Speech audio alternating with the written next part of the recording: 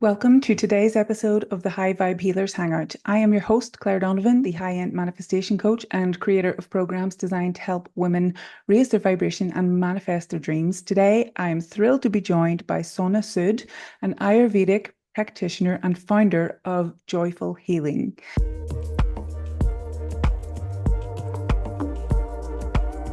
Sona is on a mission to help women reclaim their health and well-being by guiding them towards better gut health and reconnecting them with nature's rhythms. With a rich background in Ayurveda, we'll dive into the transformative power of Ayurveda gut health and how aligning with nature's rhythms can lead to a more joyful and balanced life. Whether you're interested in Ayurveda, manifestation, or simply improving your health, this conversation promises to bring valuable insights. If today's topics resonate with you at all and you're interested in transforming your own life, reach out to me for a one-on-one discovery call or send me a DM to learn more about how we can work together in terms of manifestation. Let's start this journey to manifest your highest potential. That's okay. So, hi, Sona, and welcome. If you could tell us a little about your journey into Ayurveda and what sparked your passion for this ancient practice? Yeah, sure. So I'm Sona Sood. I live in Adelaide and I help women with gut health issues and I help them reset their gut using the timeless principles of Ayurveda. My business is called Joyful Healing. And I got into Ayurveda several years ago. So I didn't start off in the health industry, even though I always have been interested. And growing up, I was very, very keen in learning more about health and nutrition and the human body and that sort of thing. But I actually started off life as an engineer and worked in IT for many, many years. And I actually got into Ayurveda around 8, 9 years ago when I was going through some health challenges of my own. Mm-hmm. And I started looking into diet and nutrition as a means of healing myself, as well as I went and saw integrated GPs and naturopaths and, did all the testing and all the things that they get you to do and take supplements and all of that.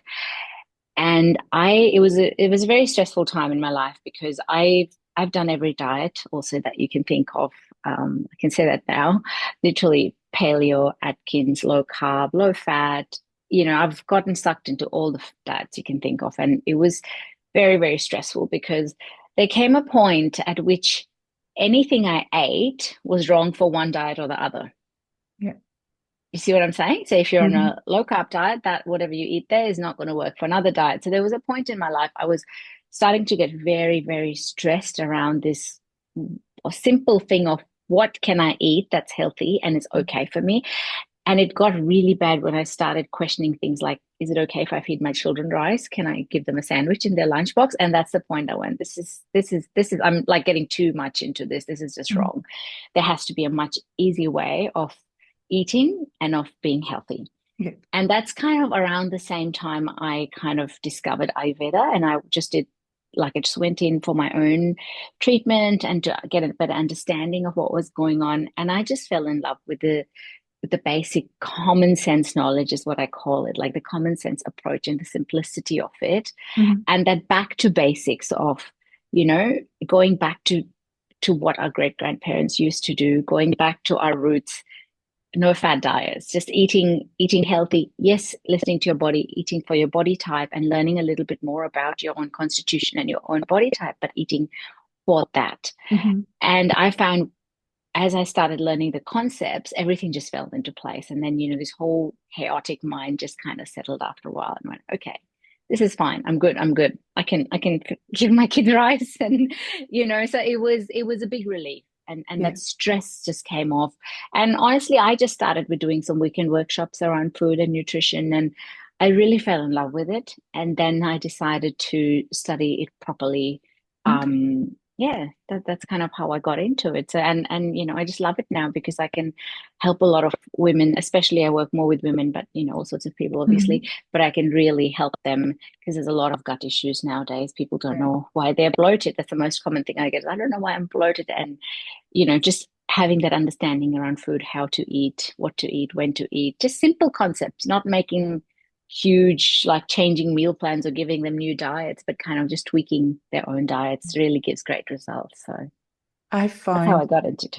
But that's brilliant. I have found that the fewer processed foods I eat, the better my gut is Of course, yes. and the more energy I have. But Yeah. obviously, because of the chemicals and the sugar and everything that's in the processed food, it's so difficult, or it can be so difficult to just cut that out. So, whenever you were figuring things out, was it just a lot of trial and error to see how your body responded to certain foods, or how did you actually do that? I tried lots of diets over the years, not Yeah. necessarily in that time frame, but over the years, and I never felt better after anything. Yeah. So then, like, I've cut out gluten, I've cut out dairy for a year. There was a time I cut out gluten and dairy both, and that was the hardest time. I really, hats off to anyone who can cut out gluten and dairy at the same time. I really respect and admire their determination. I struggled, but I just felt like I cut out dairy for a year because I had all these testing done, and it was quite tough because we were traveling a lot that year. But I Mm-hmm. did it anyway. I was very, very strict. I never cheated, but I didn't feel better Mm. after the whole year, and I was like, well, what's the point then? So for me, it was like just doing all these different things, but not really getting any results, and then going, why am I even doing this? Just eat normally. And then just that whole concept of when I started understanding Ayurveda and the concepts, not just around food, but around living with the seasons, living in nature, living in the circadian rhythm, things as humans and animals, we've been doing for millions of thousands of years, Mm-hmm. but we've forgotten because in our modern life things are so different. We don't look at where we've come from, Yeah. and we've just forgotten all those things. So it was just going back to those basics Mm-hmm. and picking up some of those things that I felt like made a much bigger difference than cutting out all these different things. And it actually ended up creating a lot more stress around food and Yeah. what to cook and what to eat and all of that sort of stuff. Yeah, definitely can. Yeah. Ayurveda clearly offers such rich ancient perspectives on health. So, what Yeah. would be some of the most transformative lessons that you've learned from it? I think one is around food, like Mm, you said, eating whole foods and eating in season. I mm, think and living with the circadian. So in terms of lifestyle, circadian rhythms and following that circadian clock, which I mhm, think has become harder and harder for people nowadays to do, especially with the phones in our hands. But also with in terms of food, it's just going back to the basics. Eat what's locally grown, eat what's in season, mhm, eat whole foods, eat foods without preservatives. We all know this stuff, it's basic, but when you really start leaning down and going, okay, so what is it that I'm going to eat? Like I always ask this question when I do workshops and talks, and I go, so if you ate whatever you ate at lunch today, what did it come out of a packet or a can or a mhm, bottle? Or did it come straight from the ground? So mm. that's a really good question to ask ourselves. And if you're reading the label at the back, are there names of ingredients you don't understand or can't pronounce? That's giveaway, right? Yeah. So as fresh as you can, as clean as you can, but also I think that balance. If Mm, you go out for a party and you have a cupcake, it's okay. Like mm, don't don't kill yourself afterwards about it because you know there with food we have so much emotion associated with food, but it's such an ancient practice of that gathering around food and sharing an experience and sharing a meal with our loved ones and yeah. celebrating life and celebrating whatever it is we're celebrating, right? So Mhm, if you do end up eating something, yeah. then just eat it without guilt. Like I Mm, go out for dinners and all that, like a lot less than I used to, but I still go out and I'll still enjoy all sorts of food. I'm a total foodie, but without the guilt yeah. associated. But the rest of the time I eat very clean. I, try and eat as fresh as possible, definitely locally grown. I won't eat watermelon in summer because it's come from wherever else or grown in a greenhouse. So those sorts of things, I think, just because even though we might be getting the fruit or vegetable in, say, I'm from Adelaide, so in Adelaide in Mhm, winter we're getting summer fruit. Our bodies don't know that it's summer. The microbiome in our body is functioning for winter and autumn and whatever season we're in. It's not functioning with the summer bacteria we need. yeah. So we can't really give it those sorts of foods. Just because it's available doesn't mean our body thinks it's okay to eat. Mm. So it's a bit of a different concept, but really eating fresh and eating local is the best way to do it. Now, do you think So I've been in Adelaide for just over 2 years now. Do you think that my body would still be working with my Irish seasons, or would it have No, acclimatized? it would have definitely acclimatized. But Okay. we have this thing called satmya in Ayurveda, which means that if you've grown up eating a certain type of food, so Hmm. whatever there might have been a specific food, cuisine, dish, whatever it is that you may have grown up eating, Hmm. and it works for you, right? Hmm. Now, it's possible that if I suddenly start eating it, I'm not from Ireland, it might not sit well with me. So there is Hmm. a thing about we are used to where we're from and the kinds of food we have grown up eating, Hmm. and we are okay with it because our body has adapted to it. But Yeah. from a season point of view, 2 years is a long time for Yeah. you to Yeah. have adapted to the seasons here, as long as you've been eating within the seasons here and Yeah. not trying to eat off season. Yeah. And trying to eat as local Yeah, as possible. yeah, Yeah. yeah. And the Yeah. good thing is that off-season food is more expensive, so Yeah. it's a natural deterrent, I think, for people to Yeah. eat, which is a Definitely. saving grace in a way as well. Yeah, definitely. Yeah, And we have a little garden, so we're trying to grow things at the minute, and I'm yeah, still yeah. getting Beautiful. used to the Australian planting guides because it's Yes. totally different. So I've so far had some success with peas and strawberries, which is Oh, fantastic. nice. That's Do you fantastic. have kids? And if so, how did they deal with the inclusion of Ayurveda concepts in their life? I have teenage kids, one who's not a teenager anymore. She just turned 20. Okay. And I guess I came into Ayurveda a lot later in life. Hmm. I wish I had done this 10 years before I started when they were very, very little, because they would have Hmm. grown up with it. Yeah. But I've always, even before I was into Ayurveda specifically, I was always very much eat fresh, eat healthy, Yeah. no preservatives, very less packaged foods. So already they have grown up with that even before I discovered Ayurveda. Because as I said, I've always been interested in health and nutrition. Hmm. But I have to say the amount of processed food has gone down much, much more after Ayurveda, like drastically a lot more. Hmm. Sometimes they don't cope with it very well. Last week I got a comment from my 17-year-old going, looking around the pantry and huffing and puffing and going, how is it we have no junk food and nothing with preservatives at home? And for me, that was a very proud moment, but not so much for him. But obviously the worst time ever for a 17-year-old. Correct, correct. So, and look, it's not that we don't have processed food; we have crackers and things in between. But Yeah. it's just not something we depend on. It's not something I would offer to them, that kind of a thing. So, and they do bring it in as well. Like now they go and buy sometimes their own stuff. So, Yeah. but I think it's. I also realized that I'm just planting the seeds for them. Yeah. They're not always going to. One of my one child will follow it a little bit more, and my other Hmm. child resists it completely. Yeah. I'm being very honest here. But the thing is, I know what I'm doing is planting the seeds. Hmm. And they've grown up with the seeds of eat fresh, eat healthy, eat don't eat preservatives, all that. That's already ingrained. But the more deeper Ayurvedic concepts, I'm really just planting seeds, and I'm hoping that they will, grow and blossom. And I sometimes see sparks of light of yeah, like I heard the other day, my daughter saying to someone that they're going away, like country next year. And this girl went, I'm just going to cook on a Sunday because, they're all 20-year-olds, young kids, and they don't know how to cook properly. And she went, I'm going to go and cook for the whole week. And my daughter just went straight away, oh my God, you can't do that. That's so bad for you. You can't leave your food in the fridge for a week and keep eating that. And that was such a proud moment for me going, oh, she actually has been listening to what I've said, and Yeah. she doesn't show it, but she has been listening, so it's really She'll great. she'll So it's tell other planting the people in seeds. secret. Correct, correct. So it's just planting the seeds, Mm. and also like just doing it. So then Mm. it's not just telling them to do it, but actually just doing it yourself. So I do try to practice as much as I preach. So they see me doing it. And so it's kind of normalizing it. So it's normal not to be having, chips in the evening as a snack. It's Yeah. very normal for us not to do that. So then, if they do it once in a while, it's a bit of a like, oh, a bit of a treat out or whatever for them. But Yeah. it's Yeah. not something they would do on a regular basis as well. Yeah. That's good. Yeah. So I know you emphasize the importance of gut health in your Yeah. work.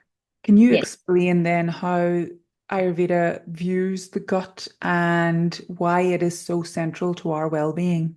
Yeah. So here's the interesting thing. The word gut-brain connection, gut axis, in the Western world, the Western medicine frame, I think only came about more like you would hear it more regularly 15 years ago or 10 years ago. That's when I got interested in nutrition and started hearing it. Mm-hmm. Ayurveda has been around for 5,000 years. Mm-hmm. Gut is the first point of contact. Gut is the most important thing in Ayurveda. If you search the word Ayurveda on Google, the first thing that'll come up is Agni, digestive fire, digestion. So gut has always been the main focus of Ayurveda. So if someone comes to me, sometimes people come to me with specific gut issues. I have bloating, I have indigestion, acidity, whatever, right? We obviously know that's the gut. Mm-hmm. That's the first place we go to. Now I have someone else who, for example, has come to me with skin conditions or asthma, whatever. You wouldn't go to the gut usually. Mm-hmm. You'd talk about the asthma or the skin condition or whatever. In Ayurveda, yes, we do find out what's going on with the rest of the body, but we still go straight to the gut because everything starts in the gut.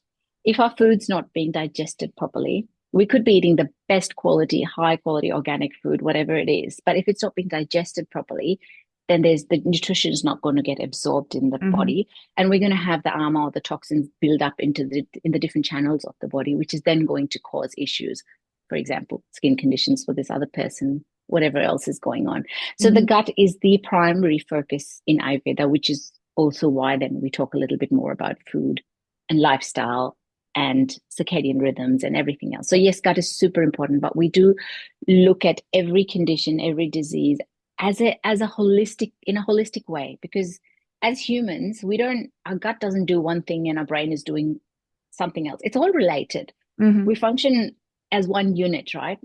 And there's lots of things in our body. Most of the things that happen, most of the physiological functions that happen, we don't control them. We don't control the way we breathe or our heart rate, heartbeats or any of that.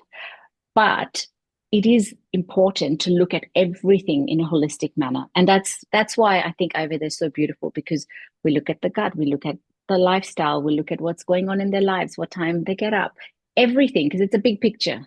Yeah.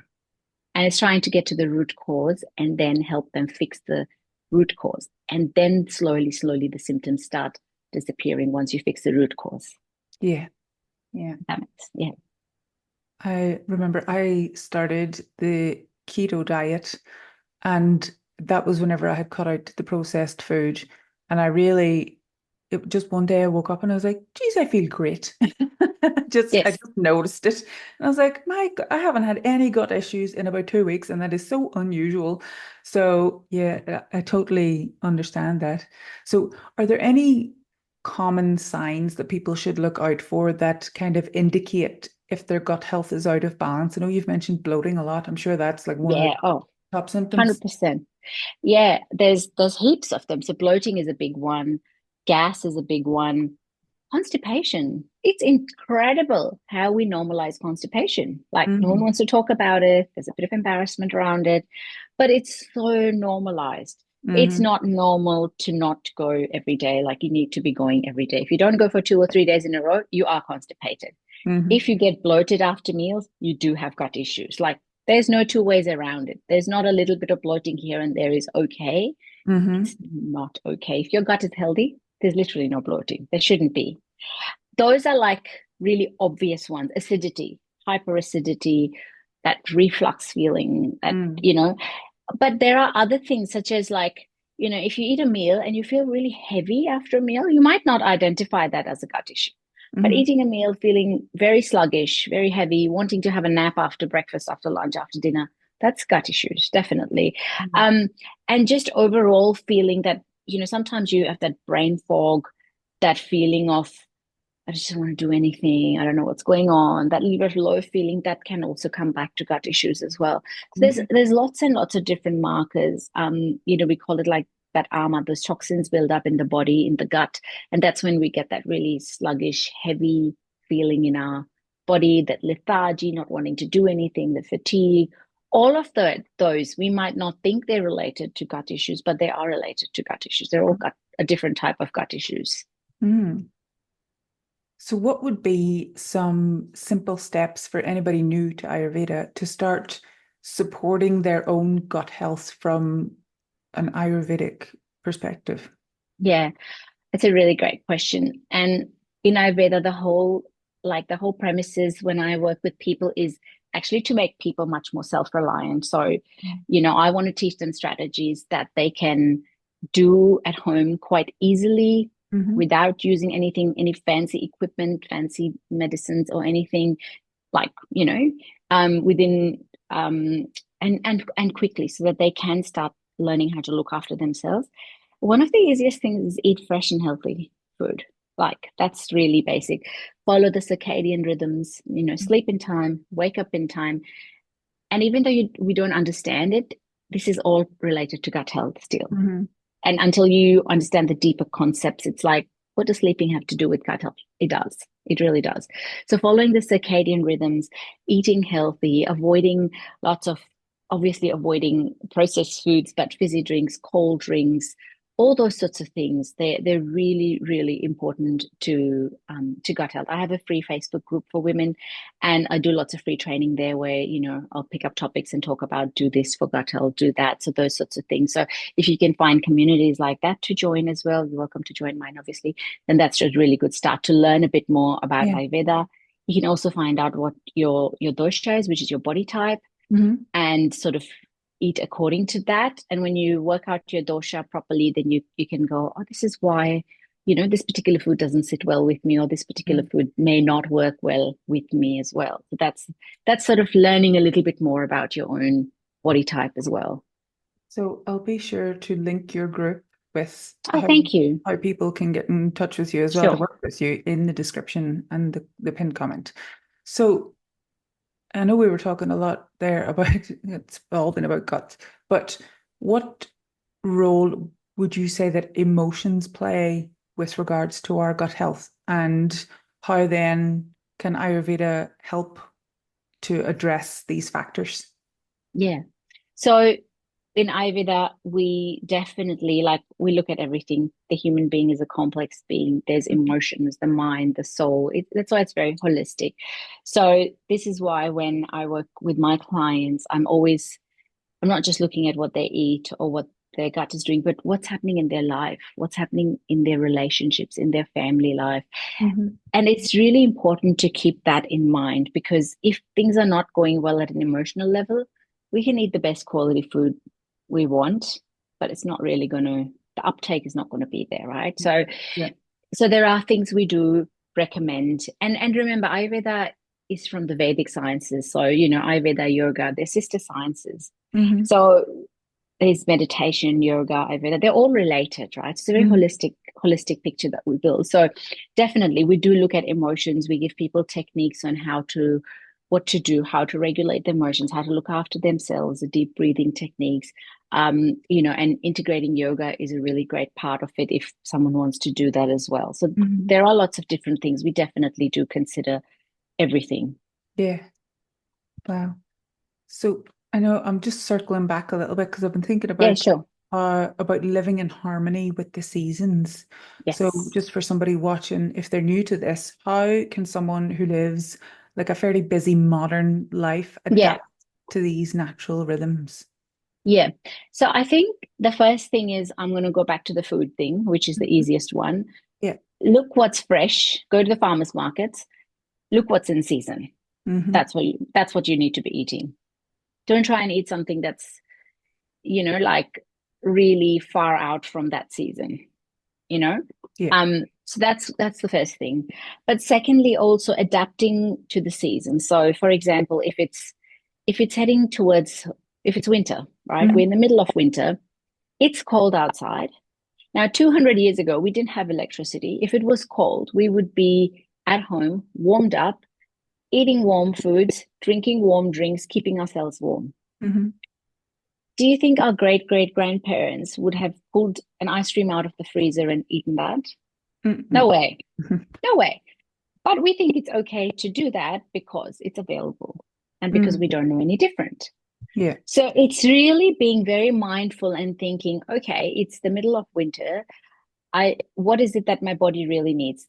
And the thing is, because we have electricity and heating, and we turn the heaters on and we walk around in t-shirts at home in the middle of winter, we don't think it's winter, but it is winter, and our body knows it because our body lives with the seasons, right? Just like animals still do. They still Mm-hmm. live with the seasons. And so that's that time of going, okay, what is it from a food point of view, from activity point of view? What should I be doing if you run a business from a business point of view? It's that winter's that time of a little bit of hibernation, of going inwards, of not spreading yourself too thin. And we naturally do that, I feel like. We don't over socialize and, everyone wants to just go home and get warm. We Yeah. naturally have a tendency to do that, but then our brain kicks in and we override that sometimes. Yeah. So it's really um, living with that, having those warming foods if it's winter. Now we're in spring, we're coming up to summer.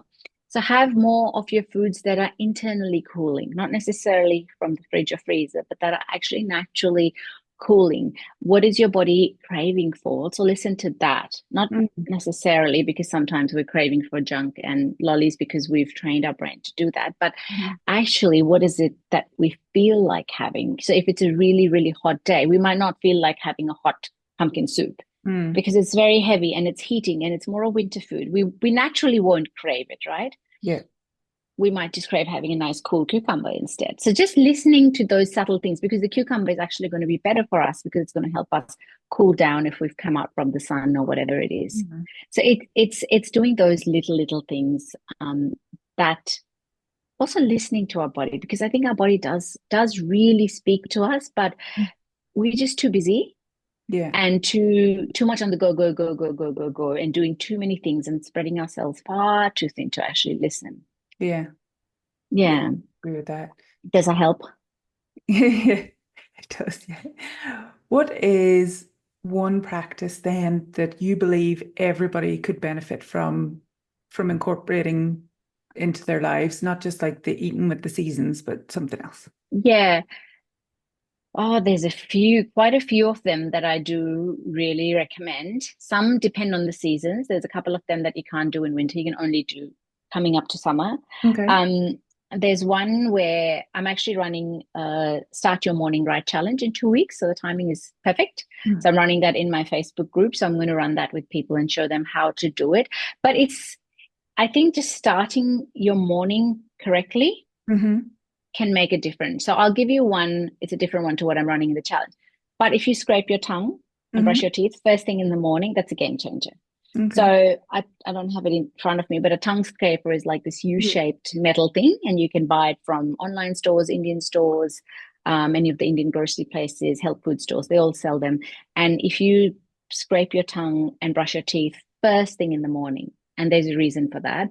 So when we have our food at night or whenever we have our meals, our food gets digested, but there's also like some waste that's not metabolized properly by the body. It's not the waste that we eliminate through our bowels, but it's actually called ama, and some of it comes back on our tongue. So if you look at your tongue first thing in the morning after you wake up, there'll be usually a deposit on the tongue. Mm-hmm. And depending on what you've eaten the night before, how much heavy meals you've eaten, there might be more of a deposit. So Okay. that's our body's way of naturally eliminating that undesired waste material from our mouth. And if Mm-hmm. we don't eat that, it gets reabsorbed into the body. That's a Okay. pretty gross sort of thing when you think about it. So we want to remove that first thing in the morning, Mm-hmm. because if we don't remove it within the first 3 or 5 minutes, it actually gets reabsorbed back right into the body. So first thing is remove that, brush your teeth. And it's a game changer, I think, because A, it gets rid of the toxins, but B, you just feel once you start doing the tongue scraping, you can never go back to not doing it again. It's one of those little practices, and it takes like 30 seconds to do. Yeah. And it's a real game changer for everyone. I did when I lived in Ireland, I definitely used a tongue scraper, but now I'm trying to think if I brought it with me. So I'm gonna have to go through my toiletry bags just after we finish or go out Yeah. and get one. Yeah, just get one for the whole family. Like it's Yeah. great for everyone to use. Yeah, I think you can get them in most chemists now, actually. Yeah, possibly. I haven't looked in the chemist, but I'm sure you can. Yeah, they're really easily available. Okay, that's a good tip. Yeah. So you mentioned about doshas in Ayurveda, so the body types. Can Yeah. you explain a little bit about what that means? Like a different body Yeah. type? You mean a body shape, or does like how do you Yeah. differentiate? Have you figured out? Sure. So doshas are, I'm going to take a step back from Mm-hmm. doshas. Mm-hmm. So in Ayurveda, we believe that all living beings are made of five different elements in nature. So Mm-hmm. these elements are ether, which is space, air, fire, earth, and water. Mm-hmm. So five elements. So now from a blade of grass to an elephant to a tree to a human being, we're all made up of the five elements, Mm-hmm. but in different ratios. That's the key. We're different ratios. So I'll give you a very easy example. So if we take popcorn and we take a cucumber, the Mm-hmm. cucumber has a lot more water element in it, right? We agree. Lots of water, a little bit of earth element with the flesh of the cucumber. Popcorn is a lot of air and space, so ether and air. So you can see how this works out. Mm-hmm. So as human beings, we're also made up of the five elements, but again, slightly different ratios. And this is where everything changes. Our personalities, the way we think, the way our bodies are, our body frame, our body type, the way we like to do things, everything changes depending on these subtle differences. So Okay. a combination of two elements. Mm-hmm. I really need the diagram here to show you. But anyway, a combination of two elements is called a dosha. Okay. So there's three doshas. And anyone listening to this can quickly Google it to get the frame of reference I'm speaking about because it's a bit hard to understand otherwise. So there's three doshas. The first dosha is called Vata, which is made up of ether and air element. Mm-hmm. Then we have the dosha called Pitta dosha, which is made up of fire and water element. And then the third one is called Kapha, which is made up of earth and water. So I want to give you some examples. So a person who is predominantly a Vata person, so they have much more ether and air in their body. So they Mm-hmm. have certain general, and I know I'm generalizing your physical characteristics, right?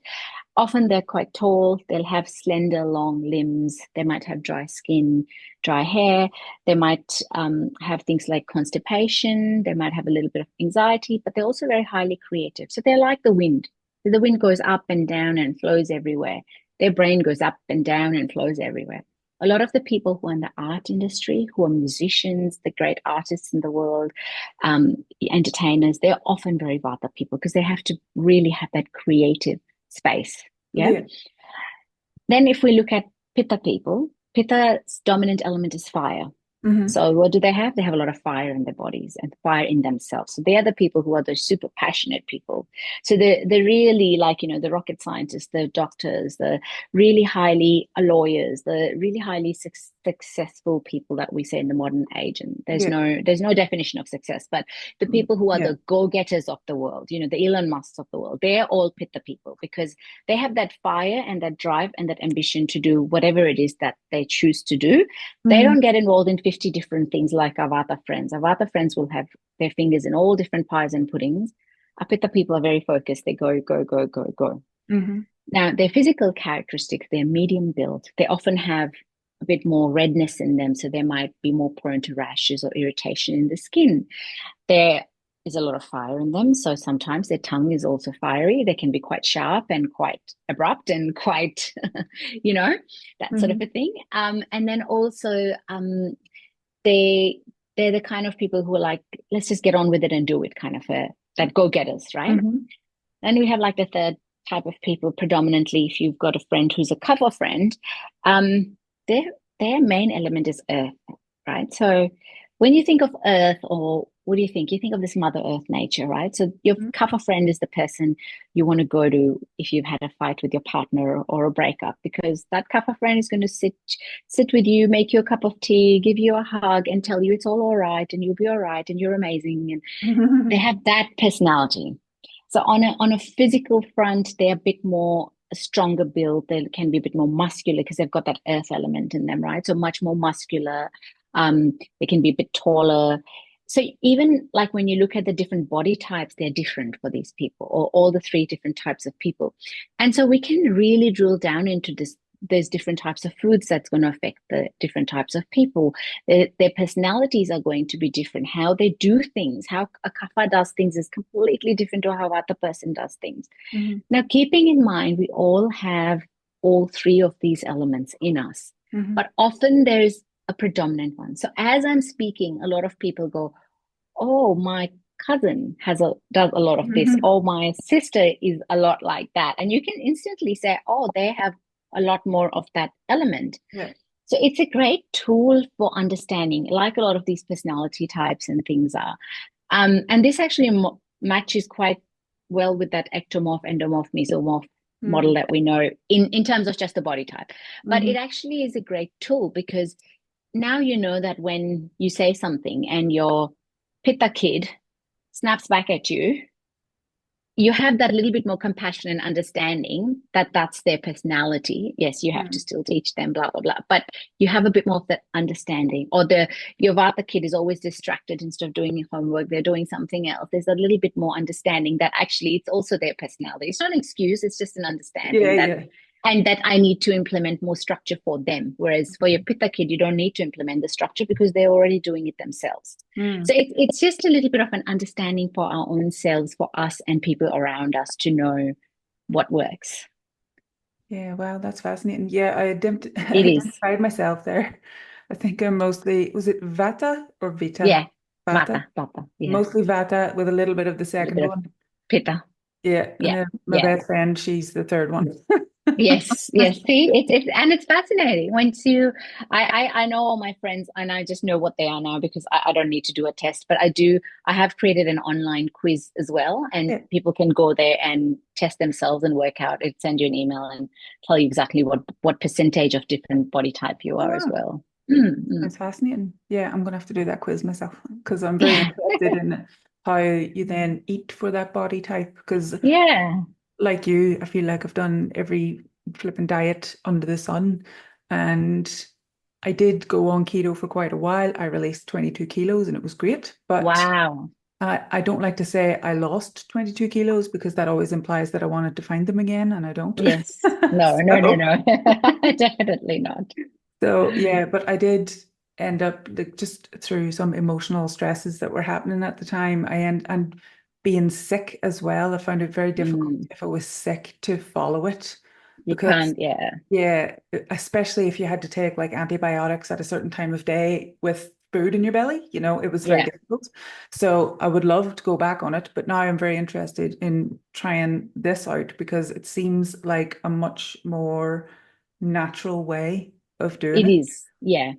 And it is a And very natural way, yeah, definitely. yeah. And are you familiar with Dr. Andrew Huberman? He is a neuroscientist Um, and he's massive. He's like a big, strong guy, but he had some tips for resetting your circadian rhythm. And I tried them because I was having a terrible time sleeping after, well, just as I was on the road to recovery from my heart failure. And it was as soon as you wake up, go out in the sun for 10 minutes. And just as the sun sets, go out for 10 minutes. So your eyes mm. can see that the sun is setting and your lizard brain is activated, knowing, hey, bedtime genius. I got eaten alive by mozzies when I Yeah. was outside. I'm like, darn it. So I had to change things, but I do make sure to look at the sunset in the evening Yeah. just to make sure that my circadian rhythm is Rhythm. absolutely on point because I've had trouble sleeping since I was a teenager. And it has taken a lot of discipline to learn the sleep hygiene. And Yes. even now, there would be the occasional night, not often, but I would find myself falling down an Instagram rabbit hole. And next thing I know, it's midnight. And I'm like, oh, farts, I meant to go to sleep 3 hours ago. So, yeah. Do you like, are there any Ayurvedic tips for resetting your circadian rhythm Oh, following that? uh, yeah. So, I mean, when you said you're a Vata person, it's not surprising because Vata people do have some sleep issues, very Mhm. much so. So that's not a surprise at all. Yeah, very much so. So it's very much follow the circadian rhythm. So we have very specific times as to when we recommend you should get up before the sunrise, actually, before sunrise, get up before sunrise. That's I early. know, I know, I know. Look, if you want to do like the 100% goal star, you kind of need to wake up really early, meditate in the morning, do all your morning routines before everyone's awake, do all of that. But that is a little bit difficult in the modern world as well. So Mhm. but yeah, definitely we have and again, need to eat your meals before sunset. sleep, like then have 3 hour gap after your meals before your bedtime, so that by the time you go to sleep, a lot of your digestion has been done, so your body can work on your actual, Yeah. like you sleep and the resting and restoring of your body rather than working on your digestion. So we do have we have guidelines and recommendations for what you should be doing. Hmm. I think the challenge is this: the Yeah. phones. Yeah. They are the biggest challenge, I think, in the modern world. And as much as it is for us, I still feel at least we lived half our lives without phones. I think for the next generation, it's really difficult. And that's why I think we're seeing so many issues with young kids these days in terms of everything, gut health, mental health, everything, because they can't disconnect, they can't um, get away from the phones. So Yeah. it's a really big problem, even for adults. It's a huge problem these days. It's people sit there, scroll. So the circadian rhythm, the circadian rhythm is thrown out of the window. Like Yeah. it was bad enough when we were teenagers and there was TV that was hard to turn off. But Yeah. now there's TV at our fingertips. Like, you could sit and watch Netflix all night if you wanted to. Yeah. And then reels are even worse because you just scroll one after the other if you're not interested. So all of those things like really contribute to the breaking down of us sleeping well, which we Mm. really need to as human beings, because that's our chance to rest and recover our body and to switch off. And Mm. this is why we wake up the next day and we get more and more fatigued, and then the food's not digested. It's just a whole cycle. Hmm. So you really have to start putting things into place to, as you said, and as you've realized, to really break that cycle. And for people who deal with insomnia and things, it's not easy. Like it's not easy to break the cycle, but you have to start somewhere because your body needs to sleep. That's just a basic human need, Yeah. as basic as eating or, breathing is. Yeah, it wasn't until I think maybe 2014, whenever Ariana Huffington released her book Thrive, and it was pretty much all about the importance of sleep and why you Mm, need sleep, why your body needs sleep, what it's going to do to your body if you don't sleep. And I was like, okay. So that's when I started to work on it, and it was just a complete game changer for my life. And I find that it's probably because of my myriad health issues that if I don't sleep well, I do not function the following day. I just yeah, can't. I find it so difficult. So I really find it so helpful to do the circadian rhythm thing, to do that thing where you don't eat 3 hours before yes, bedtime. fantastic. Yeah, Because any change in temperature in my body, and like the sheets are off, the sheets are on, it's nightmare. And I found that as well that it would increase my chances of getting indigestion. And like if you're trying to lie down and there's just fire coming up here, yeah, impossible to yeah. get any sleep. No, So you can't sleep then, definitely. yeah, it's so important. And I've really been trying to help my friend whose daughter, she said that like she does take, I think it's melatonin at night, Mm, to help her sleep. But she also was saying that she was snacking and eating a lot before bedtime. And I was mm. like, you got to cut that out, just because I'd You learned have to cut it out. for Correct. myself how Yes. different things were when you did that. Yeah. So yeah, fingers crossed it works for her. But I was just thinking as well, um, you said about the importance of eating all your meals before sunset. Now, that's Yeah. also a big thing in the keto world, because I know that insulin resistance goes up once it's dark outside and melatonin has been produced by your brain.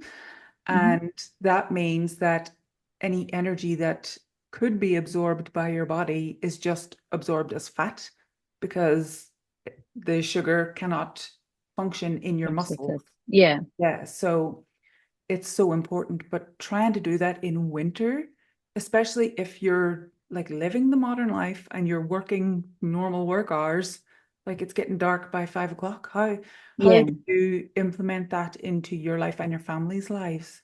So I implement the 3 hour rule that you Okay. really need to eat 3 hours before you sleep because it takes Okay. that much time, 3 to 4 hours. So, Yeah. and it's actually harder to implement that in summer because it doesn't get dark till after 9 o'clock.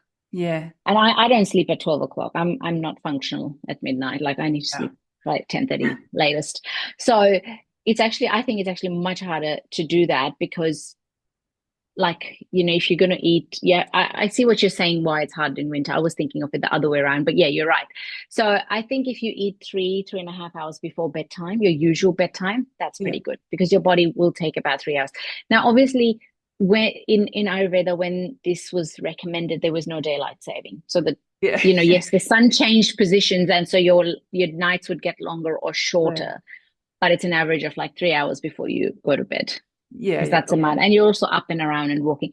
And you might see that some nights when you might break that rule, and you know, like if you're out for a party or you're out to Mm. someone's house for dinner, you end up eating very late. And when you wake up the next morning, you actually feel more sluggish. Yeah. I've found that if I do that, or you know, if I've had a super early dinner and then I've been up too late and I've just had to eat something in between, and Hmm. I may not have made the best choices, Hmm. then actually the sleep is not that great, and I wake up feeling really sluggish. Whereas if I've eaten in time and I've let Hmm. my body digest the food before going to bed, I wake up and I feel quite light and more energetic.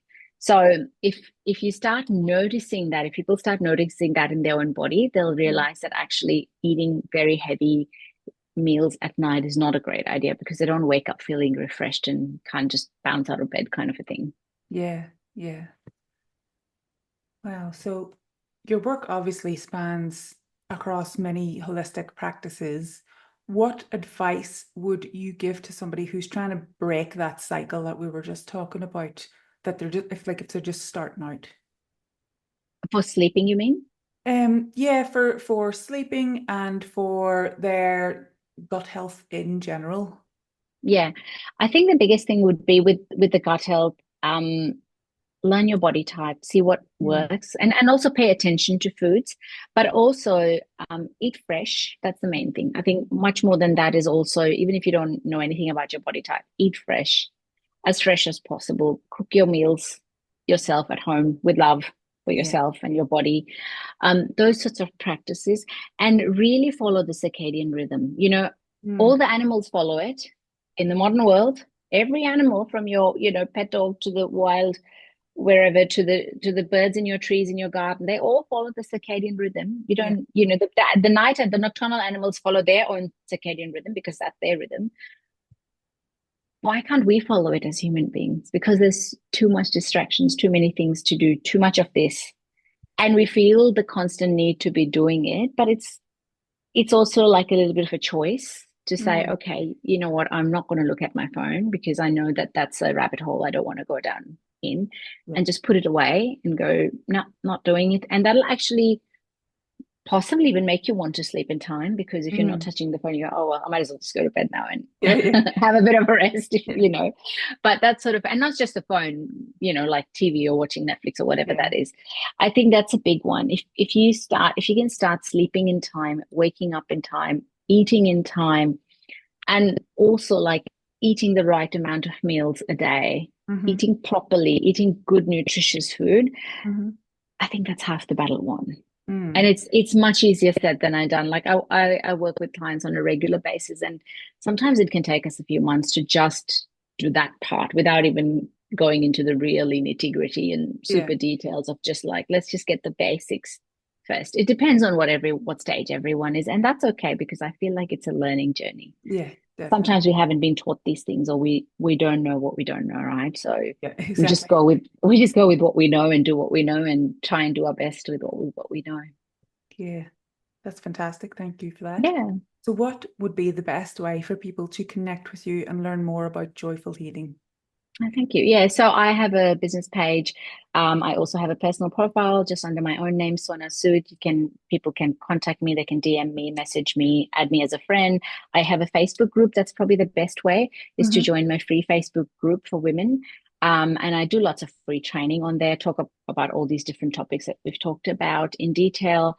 And I'm also running a Start Your Morning Right challenge on the 25th of November. So Hmm. everyone's welcome to join that. I just take it step by step, and we just do a beautiful practice together in the morning. And you know, people post. I ran it a couple of months ago and got great feedback. People posted photos and you know small changes, and they were able to delay their coffee by 2 hours or 4 hours. And I just thought, wow, that's a huge win if you can not hit coffee in your gut the first thing in the morning and can delay that. Okay. And people got lots of little benefits just from one small practice, 5 minutes a day. That's all. Less than, and when you get used to it, it's actually less than 5 minutes a day. Because I don't want to start people on anything that's too complicated if they're Yeah, just, yeah. getting their feet wet with Ayurveda and what this is all Yeah. about. So yeah, but any of those, whatever is easier for people, but join the group, and that's a really great way to be surrounded by like-minded women who are interested in holistic health and very supportive. Great. Well, I can link your personal page then, or your personal profile, and then if your group is linked from that, then it'll be Yeah, easy to yeah, find. that's perfect. Yeah. What time are you going to be running your challenge in the mornings, Adelaide time? So I just posted. So I'll do a live a few days before that, and I've already got a live from before that I'm connecting people to. But I'll run another live a few days before so that people know what to expect, how to get organized for it, Okay. what they need, and then I'll just do it. I just do it whenever I do in the morning. Hmm. And it doesn't matter because people are in different time zones. I have people Yeah. from America who join in, and they just whenever it's their morning, they get up, they do their Watch the challenge, and replay. they post I don't do a live every morning, um, Okay. because part of it is also I want them to disconnect from social media. So that's Okay. one. That's part two of it. So, Okay. so I actually just post a photo and I say, look, whenever you want, take a photo of your thing. Don't post it. Post it later. And Okay. whoever wants to, you don't have to post. Some people have done it and not posted it, and at the end gone, I really loved it. Really helped Okay. me start the day right. But I encourage everyone to post just so that it inspires everyone else. I feel like if you're in a Yeah. group doing it, and if someone's posting, there's a little bit of FOMO that kicks in and goes, Yeah. "Oh, I should do it as well." It's Yeah. nice to do it while there's momentum building and people are doing Definitely. it with you, even if you don't know them. It doesn't matter. It's just a nice community feel to do it together. And then Yeah. I found people have continued with it. Around it, I think a month and a half ago, and people are still doing it. So it's great. Oh, brilliant. That's It's a great. nice, simple way to start the day. Yeah, that sounds fantastic. Well, thank you so much for joining me today. That was No, thank I've you. learned so much. Thank you so much for having me. I'm really, really grateful to be here. No problem at all. Thank you so much to Sona for sharing your insights on the power of Ayurveda and the importance of gut health with us today. It has been truly enlightening to learn how the principles of Ayurveda can be applied in really practical, transformative ways to support our journey to health and joy and alignment and really connecting with nature as well. For those of you listening, if you're feeling inspired by what you've heard and you're ready to manifest big changes in your own life, I would love to connect. You can reach out to book a one-on-one call with me or simply send me a DM. Everything will be linked in the description and the pinned comments. Together, we can explore how to bring more alignment, health, and abundance into your life. Thank you for tuning in to the High Vibe Healers Hangout. Stay vibrant and remember the power to transform your life is within you.